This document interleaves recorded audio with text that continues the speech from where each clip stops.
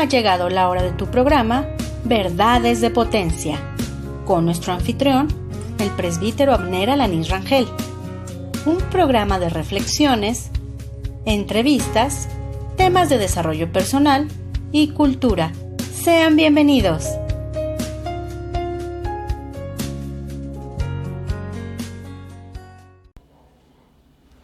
La vida de nuestro Señor Jesucristo fue una vida llena de características muy sui generis, muy especiales, siempre en favor de los pobres, de los marginados, de los humildes, de los sencillos, de los campesinos y de todos aquellos que carecían de lo más indispensable. Hoy les voy a hablar de cómo Jesús sana a la suegra de Pedro, es decir, Jesús y su preocupación por los enfermos, para darles la sanidad, no solamente del cuerpo, sino del alma y del espíritu. Me baso en Marcos 1, versos del 29 al 31.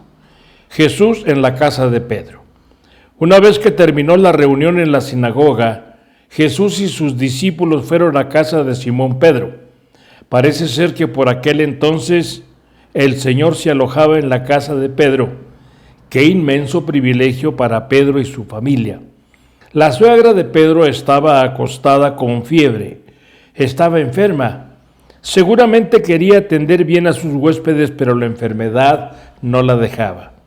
Entonces rápidamente le hablaron de ella al Señor. Este es un buen hábito que debemos practicar, el presentar nuestros enfermos al Señor en oración, como lo hacemos cada miércoles aquí en Verdades de Potencia. Y Cristo se muestra como siempre lo hacía. Para él era indistinto encontrarse rodeado por una multitud de miles de personas aquí en el ambiente familiar del hogar. Inmediatamente se interesó en ella y la sanó. Nunca estaba demasiado cansado para ayudar. Él es el gran restaurador, aunque no es un tema central. En este pasaje, sin embargo, muchas veces se ha notado que teniendo Pedro suegra, por fuerza tenía esposa también. Y en 1 Corintios 9:5 parece indicar que le acompañaba en sus viajes, de modo que el celibato del clero no pudo tener su origen en el ejemplo del apóstol Pedro. Inmediatamente le dejó la fiebre y les servía. Cuando la fiebre desaparece, la fiebre generalmente deja a la gente muy debilitada. Sin embargo, la suegra de Pedro tuvo fuerzas para servir sin convalecencia previa. Al servir al Señor, aquella mujer solo estaba empleando para él la energía que él mismo le había concedido. ¿Dónde fue a parar la enfermedad? ¿Qué precio tenían para el Señor estas sanidades? El profeta Isaías nos dice en Isaías 53:4, ciertamente llevó él nuestra enfermedad y sufrió nuestros dolores, y nosotros le tuvimos por azotado, por herido de Dios y abatido.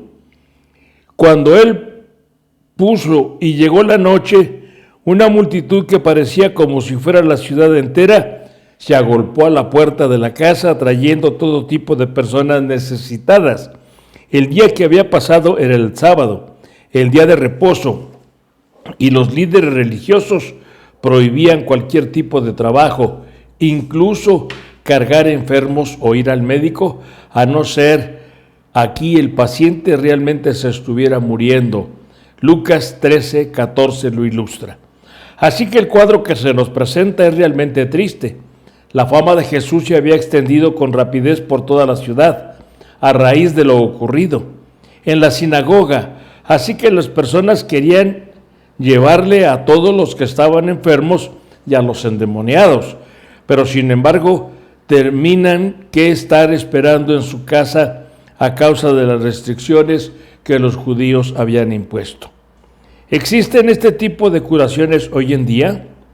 Por un lado debemos decir que la universalidad y el alcance de la obra sanadora del Señor no se dan en las curaciones actuales, pero esto no quita que el Señor, dañando a su pueblo cuando Él así lo dispone, la vida de la rotación del Señor para procurar la sanidad. Marcos 1 del 35 a 39. Levantándose muy de mañana, siendo aún oscuro, salió y se fue a un lugar desierto y allí oraba. Y le buscó Simón y los que con él estaban, y hallándole le dijeron: todos te buscan. Él les dijo: vamos a los lugares vecinos para que predique también allí, porque para esto he venido. Y predicaba en las sinagogas de ellos en toda Galilea, y echaba fuera a los demonios. El día anterior había resultado ser finalmente muy largo y agotador. Sin embargo, cuando aún no había amanecido, Jesús se levantó y salió de la casa de Pedro en busca de un lugar solitario en donde poder tener tiempo de intimidad en oración con su Padre Celestial. En esto, como en todo lo demás, Jesús es un ejemplo para nosotros. Sin duda alguna, Él fue una persona tremendamente ocupada, pero siempre encontró tiempo para orar. A continuación iba a comenzar un viaje en el que recorría las aldeas de Galilea predicando el Evangelio, pero antes de encontrarse con los hombres, primero quería estar con su Padre Celestial a través de la oración. Y esta era la razón por la que el ministerio público impactaba en los corazones de las personas, por el tiempo que pasaba en la presencia de Dios. Podríamos decir que esta era su secreto espiritual.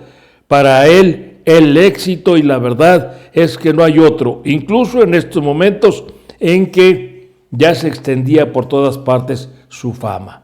Él nunca se dejó seducir por ello y no dejó de buscar la comunión con su Padre. Alguien ha dicho que quienes están más ocupados en público son los que deben de pasar más tiempo a solas con Dios. ¿Por qué asuntos oraba Jesús?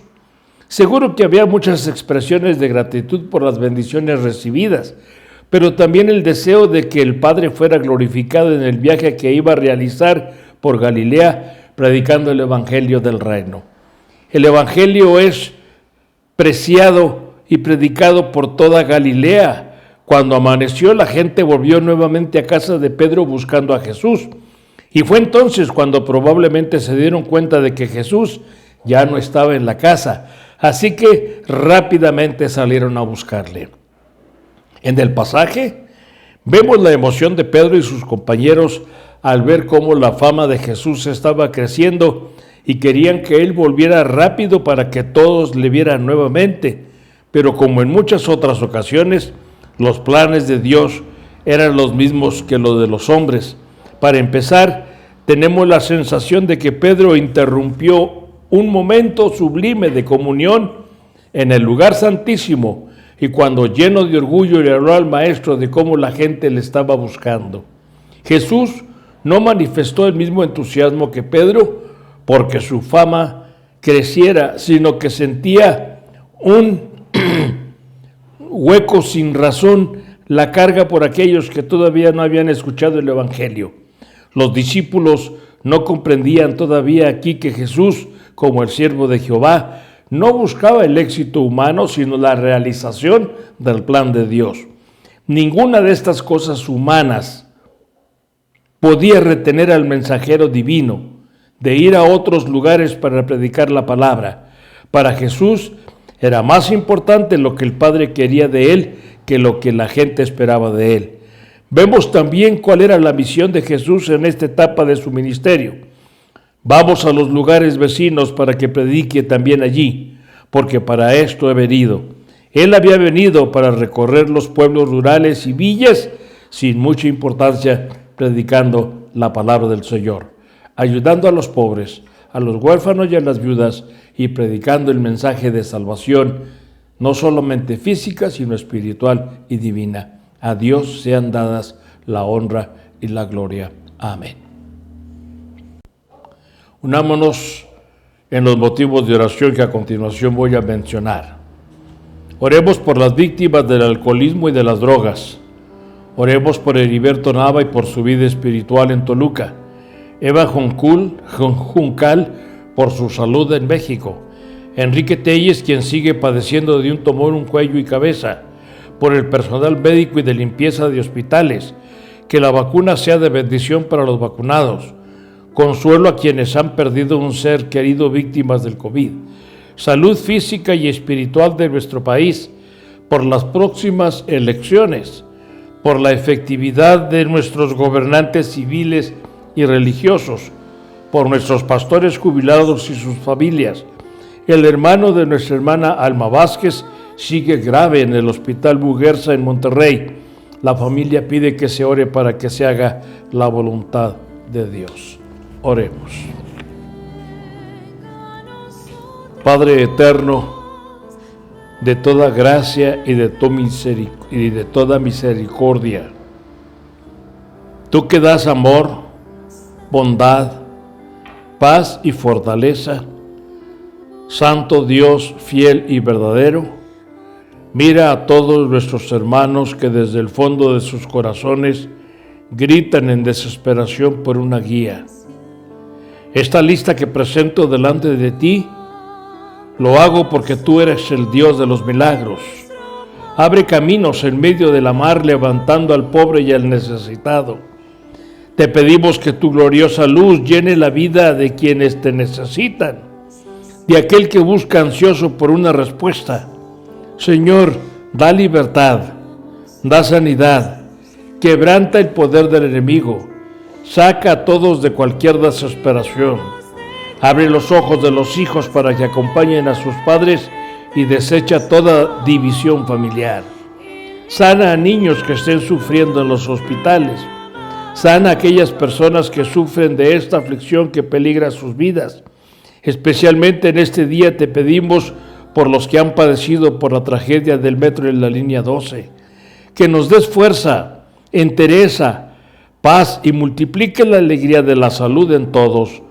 Ponemos todas estas peticiones ante ti, Padre amoroso, en el santo nombre de tu bien amado Hijo, nuestro Señor Jesucristo, a quien damos honra y gloria por los siglos de los siglos. Amén. Ahora recibamos la bendición del Señor.